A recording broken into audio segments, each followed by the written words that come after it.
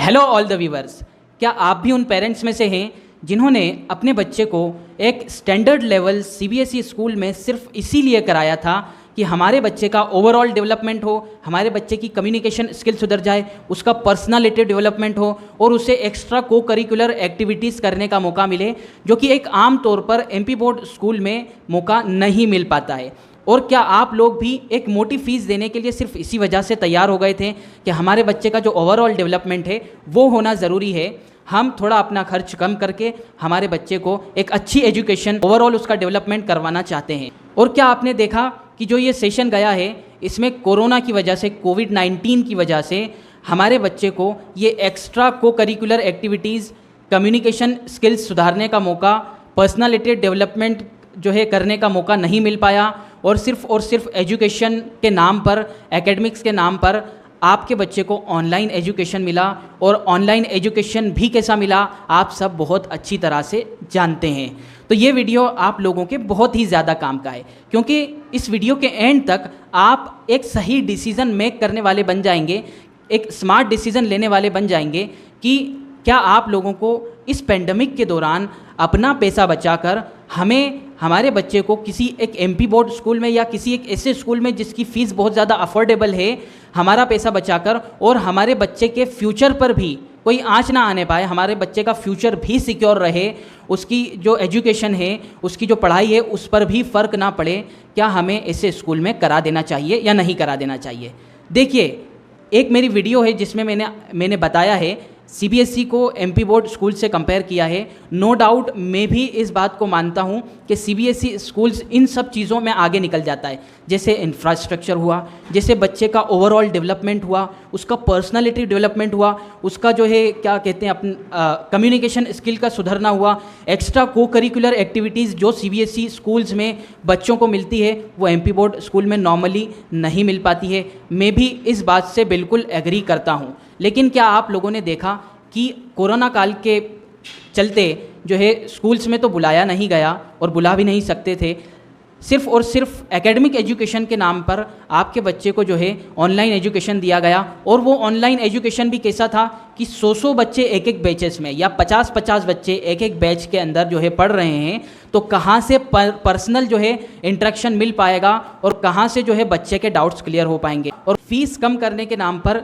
इन schools ने आप लोगों की ज़रा भी नहीं सुनी। 10%, 15% और कहीं कहीं 25% फीस को कम कर दिया। इन सब के बावजूद भी आप लोगों ने लाख लाख रुपए और मोटी मोटी रकम इन स्कूल्स के अंदर जमा कराई। अब ऐसे में आप लोगों को क्या करना चाहिए? ऐसे में आप लोगों को ये करना चाहिए कि अपने बच्चे का जो ओवरऑल डेवलपमेंट है, जिसकी वजह से वो स्कूल फिजिकली जाता था और जाकर उसका पर्सनालिटी डेवलपमेंट होता था, वो तो नहीं हो रहा है। सिर्फ एकेडमिक्स के नाम पर उसे ऑनलाइन एजुकेशन दिया जा रहा है। नो डाउट, इस बात में भी कोई डाउट नहीं है कि एमपी बोर्ड स्कूल में भी जो ऑनलाइन एजुकेशन दिया जा रहा है, सीबीएसई में जो ऑनलाइन एजुकेशन दिया जा रहा है, उसमें बहुत ही ज़्यादा फ़र्क होगा। यहाँ पर वेल क्वालिफाइड एक्सपीरियंस्ड फैकल्टीज़ होते हैं और यहाँ पर एक्सपीरियंस वेल क्वालिफाइड फैकल्टीज़ तो होते हैं लेकिन कम मात्रा के अंदर। लेकिन एक मिनट के लिए आप लोग सोचकर देखिए, क्या वो पर्सनल इंटरेक्शन मिल पा रहा है हमारे बच्चे को जो कि फिज़िकली स्कूल जाकर मिल पाता था? अब देखिए, कुछ कॉमन से क्वेश्चंस आप लोगों के दिमाग में ज़रूर आएंगे कि हम हमारे बच्चे को जब सीबीएसई से एमपी बोर्ड में शिफ्ट कराएंगे 1 या 2 सेशन के लिए, तो क्या उससे फ़ायदा होगा या हमारा स्ट्रगल तो नहीं बढ़ जाएगा? तो सबसे पहला क्वेश्चन आपके दिमाग में आएगा कि क्या हमें कुछ ऐसी प्रोसीजर करना पड़ेगी? तो देखिए, प्रोसीजर अगर करना भी पड़ेगी तो अगर आपका बच्चा 9th में चले गया है या 10th में चले गया है, 9th में जब उसका इनरोलमेंट होता है, क्योंकि 9th में इनरोलमेंट हो जाता है, वो 12th तक चलता है, तो उसके लिए आप लोगों को जो है एक ऑनलाइन प्रक्रिया करना पड़ेगी, जिससे आप लोगों को सीबीएसई से एक माइग्रेशन सर्टिफिकेट मिलेगा। स्कूल में जो टीसी मिलेगी उसके साथ साथ माइग्रेशन सर्टिफिकेट मिलेगा, वो आप लोगों को एमपी बोर्ड स्कूल में जमा करा देना है। बस इतनी प्रोसीजर रहेगी। लेकिन 9th या उससे नीचे आपका बच्चा या अभी तक 8th ही पढ़ी है, तो कोई भी टेंशन वाली बात नहीं है। सिर्फ स्कूल से टीसी निकालना है डायरेक्टली। अगर आपको स्कूल में दूसरे स्कूल में एडमिशन कराना है तो आप करा सकते हैं। दूसरा क्वेश्चन ये है कि अभी तक हमारे बच्चे ने जो पूरा जो सिलेबस पढ़ा है वो सीबीएसई लेवल का पढ़ा है, क्या अब उसको प्रॉब्लम आएगी MP board school MP level का जो है सिलेबस पढ़ने में? तो इसका जवाब बिल्कुल सिंपल वर्ड में मैं देना चाहूँ तो बिल्कुल भी नहीं आने वाली है। क्यों? क्योंकि इस सेशन से यानी 2021-22 से एमपी बोर्ड ने अपना पूरा के पूरा सिलेबस एनसीईआरटी कर दिया है, यानी कि एमपी बोर्ड का जो सिलेबस है 9 से लेकर बोल रहा हूँ मैं 9 से लेकर 12 तक तो पूरा के पूरा एनसीईआरटी हो चुका है। और 8 तक बहुत से स्कूल्स अपना खुद का एक कुछ जो है प्राइवेट सिलेबस चलाते हैं, बहुत से स्कूल्स, और कुछ जो है 8th या उसके नीचे भी जो है एनसीईआरटी चलाते हैं।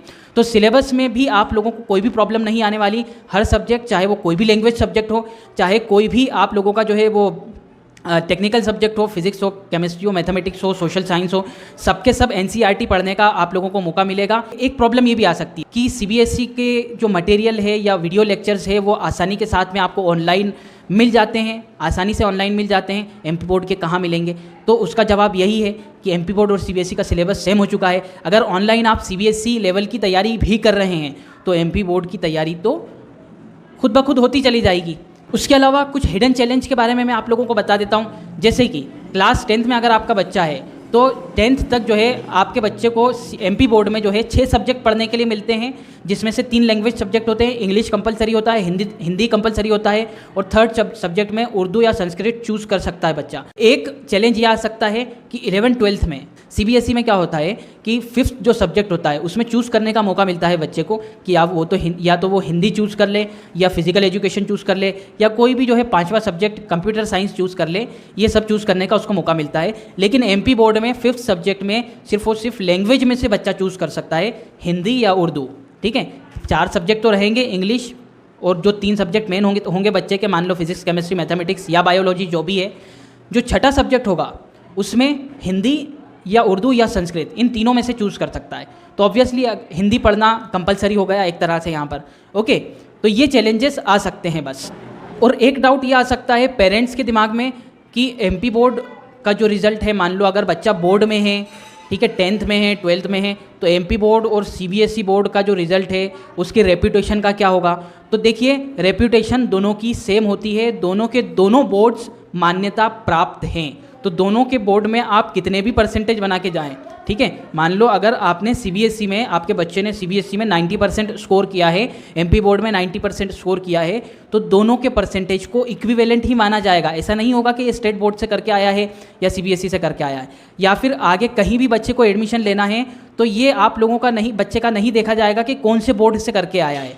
मान्यता प्राप्त बोर्ड, ये चीज़ देखी जाती है। अगर किसी भी यूनिवर्सिटी में बच्चा एडमिशन लेता है तो ओनली यही चीज़ देखी जाती है कि मान्यता प्राप्त बोर्ड। मान्यता प्राप्त बोर्ड कौन सा?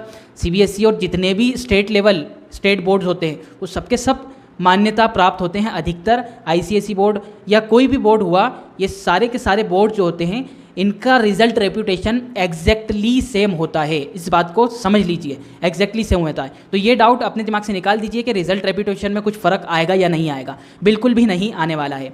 तो कंक्लूज़न क्या निकलता है वो तो आप लोगों ने निकाल ही लिया होगा। अब मेरा ओपिनियन सुन लीजिए कि आप लोगों को अपने बच्चे को कम से कम इस सेशन में अपना पैसा भी बचाकर, और आपके बच्चे के फ्यूचर के साथ भी कोई खिलवाड़ नहीं हो रहा है, ये सब चीज़ों को देखते हुए आपको एक अपना पैसा बचाकर ऐसे स्कूल में करा देना चाहिए जहाँ पे फ़ीस बहुत अफोर्डेबल हो, और उस अमाउंट को आप अपने बच्चे के लिए ऑनलाइन एजुकेशन के लिए लगाना चाहें तो लगा सकते हैं। और अगर नहीं भी लगाएंगे तो आप लोगों को पता ही है यूट्यूब के ऊपर कितने सारे ऐसे चैनल्स हैं जो आप लोगों को टॉप क्लास एजुकेशन फ्री में प्रोवाइड कराते हैं। तो ये इन्फॉर्मेशन आपको कैसी लगी और आपकी राय क्या है कमेंट्स में ज़रूर बताइए। और ये वीडियो आपको इन्फॉर्मेटिव लगा हो तो इसे प्लीज़ ज़्यादा से ज़्यादा शेयर कीजिए। Thanks for watching for this video.